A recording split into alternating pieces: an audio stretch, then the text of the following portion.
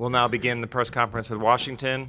We are transcribing off-site, so if you have questions, you're going to need to raise hand and direct it to Coach or either the players.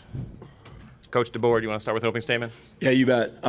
First of all, just another big night for the 2022 Huskies, and just can't say enough. And it starts with these guys up here, and then they all played huge roles in what happened tonight. Think back to the highlights and all that, but I'm so proud of our football team. Tonight was a culmination, I think, of everything that we've worked on. The things that we've tried to improve. Especially in the latter half of the season. You saw our physicality, I think, take that next step, and finding a way to win is something that I think we've really emphasized and told the guys last night, if it's a close game, we're going to find a way to win, and kind of that refuse to lose mantra has been a piece of what we've talked about a lot too. So super proud of this team, super proud of these guys up here. Questions for the table? Front row.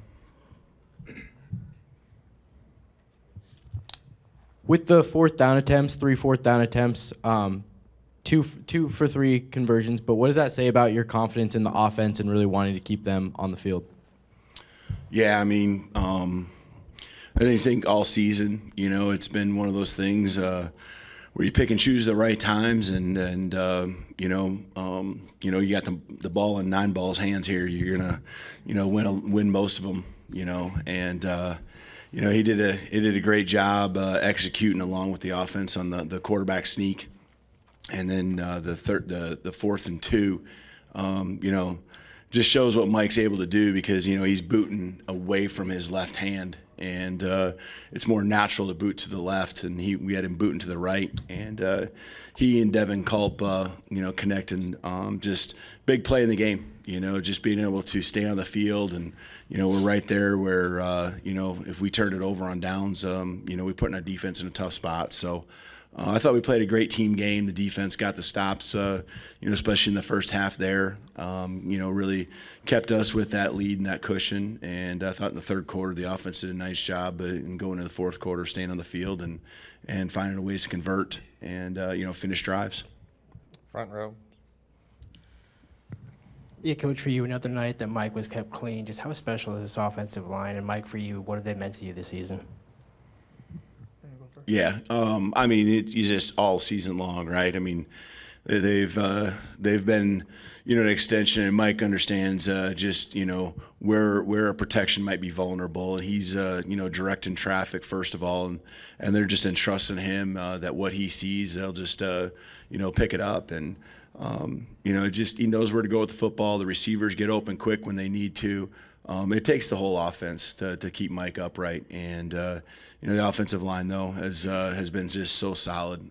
Coach Scott Huff and the offensive line, every day I think they just had this chip on their shoulder from last year, and continue to build, and by midseason I think we had this level of confidence and understanding of what we could be, and they kept just every week working so hard, bringing it every day.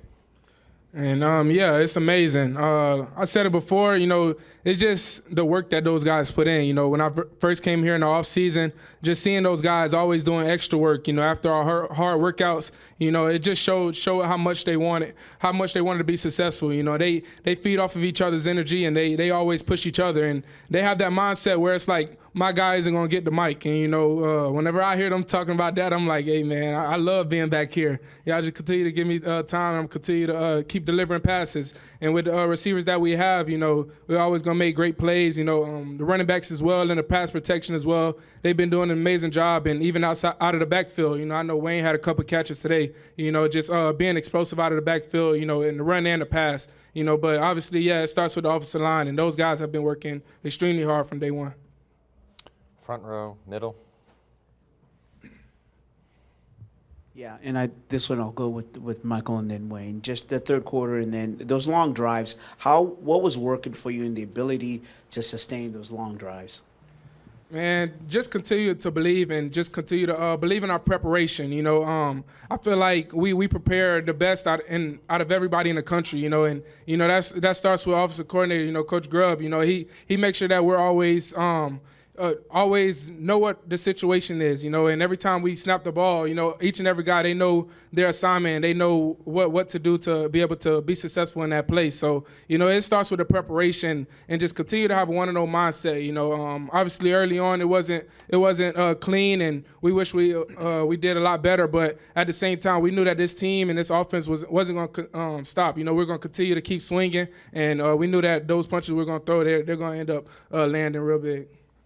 Yeah, we also talked about how every play has a new life, and so, if we were to mess up in one play, we knew that we were going to come back and get it right the next time. And so it was just trusting each other, trusting the guy next to you that they was going to do their job, and you could see it. Mike throwing the ball, receivers catching it, O-line blocking.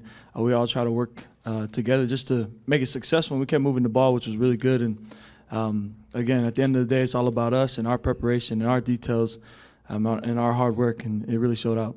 Thank you, Mike. Then Wayne, front row. Yeah, Kalen, on the 4th and 2 conversion, McAllister ran out there at first, and then Texas calls a timeout.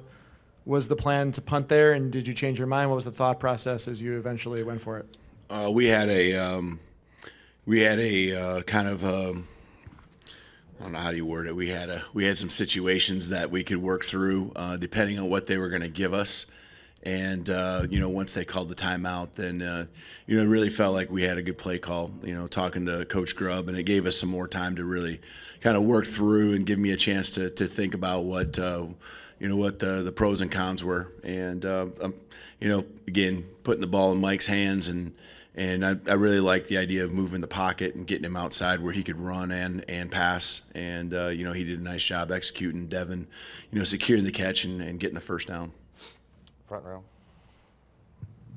Mike, after the game, you're out there with your whole family, and Texas fans are asking you for pictures and stuff. Just what was that moment like to celebrate with your team and to kind of get a chance to soak everything in and enjoy what you guys accomplished this year? Yeah, it was amazing. A lot of people know that. My immediate family, like my mom and dad and them, they weren't able to make their flights, but, nothing was stopping them from coming to see me play, man, I love them so much. They've been that supportive all throughout my life, so each and every chance I get, I tell them I love them, try to get them hugs and stuff. But, just having that support, and going all the way to Seattle, and just going there and just having that family feel as well. It was just an amazing thing. And, I'm glad to be in this position. I'm glad to be a dog. And it was an amazing experience. Second row. So you guys have a 7-game win streak, and you've beaten Oregon and Washington State, and now Texas. Do you feel like you want to go on next week and play another one? I mean, you got so much momentum going right now. Braylon? I see you nodding. For sure. I mean, this momentum we built up from all these wins and all this hard work we put in, I mean, I don't know about you guys, but I feel like I could go out and play another game. So, yeah, that's all I got to say. Middle, second row. Michael, when did you know that the flea flicker was going to be the first call of the game? And then can you talk about not only that play, but some of the other deep balls and how it influenced plays down the road and really softened up the defense for the running game and the underneath stuff? Yeah, Wayne might get a little salty. Other players, if they see this, they might get a little salty. But Coach Grubb, he actually told me yesterday, he was like, this is going to be the play. Don't tell nobody. We just want to, just go out there, execute it. So, it was today in walkthroughs, I almost told Wayne, and I was just like, nah, I can't do it. I'm not going to lie. I said, huh? Wayne said, yeah, Frankenstein. I said, huh? So I told Coach Grubb might be mad. I told Wayne whenever we went out as captains, I was like, hey, we going Frankenstein first play. So I held it as long as I could. But, yeah, we knew we were going to do it, and we practiced it all week long, and we knew that the execution was going to be clean. So Jalen Pope making an amazing catch on that one, taking the hit as well. The offensive line giving me time to be able to throw the ball on that situation. It was amazing. Yeah, obviously, just starting the game off fast, gave us a lot of momentum, but Even on that drive, it didn't end right. I threw an interception, but just continue to stay 1-0, continue to push each other and believe in each other. The team, my teammates always lifting me up and make sure that I wasn't soaking in on that one play, and just making sure that next time we got the ball, we go put points on the board. Thank you. Second row, end. This is for Kalen and Michael. Well, anyone can answer this, really. I know, Kalen, you said after the game, you were asked about next season. You said, first, we're going to celebrate this one. But there's a whole lot of talent coming back. You guys are on this run. I think a lot of people are really excited. When you look at what you guys are capable of, what do you see? Yeah, you want to celebrate it because you got guys like Wayne who, poured so much into this, and you really want them to be able to enjoy and celebrate with them, what we've all accomplished. But, you can't help but just be fired up about, what we have returning. And, I really still think that there's so much room and area for us to improve. And that's the scary thing. And so, every year is its own year. And, when we have this chance to get back together here in January, we have to reset everything because there's going to be new leaders. There's going to be, different vibes and nothing that we did this year carries over. No points, no wins. It all starts over. And so we'll definitely address that. And I want to enjoy tonight. I want to enjoy this season. And, we finished it the way we wanted to. But man, I'm fired up about, what lies ahead. And guys like Wayne in this senior class, they set out to really do something special and leave a legacy, and it's something that's treasured, and guys are going to be excited to carry that on in years to come. Questions anymore? Second row. Then front row. And Michael, when I was looking at this game, I kind of figured you were going to break a record about middle to the late end of the second quarter, and you did. You now have the season all-time passing yardage record. Could you talk about that? Yeah, it's amazing. Obviously, I couldn't do it without the guys around me. Starting with Coach Grubb, making the play calls, offensive line blocking their tails off each and every play, giving me time in the pocket, and I always say, we got receivers out there that's going, we got takers out there that's going to go get the ball anytime it's in the air. So, it makes it easy for me, just going out there and, just treat it just like practice, just go out there, pitch and catch, and continue to trust the process and continue to trust, the play calling and everything and our preparation and stuff like that so that we can go out there and execute that on game days. So it wasn't really, it's definitely a blessing, that I was able to achieve that, but obviously I couldn't do it without the guys around me. Front row, middle. Braylon, got to ask you a couple questions. What was the mindset of the defense in the fourth quarter? I mean, we just knew we had to keep playing and nonstop motor. We got to just put a cap on them and finish the game out. So I think personally going into every series, I'm just mentally telling myself I just got to give everything I can and empty the tank every single time.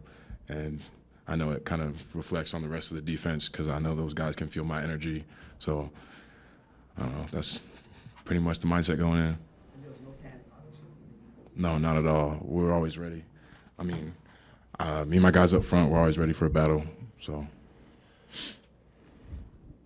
Any final questions? Let's go two more. Middle.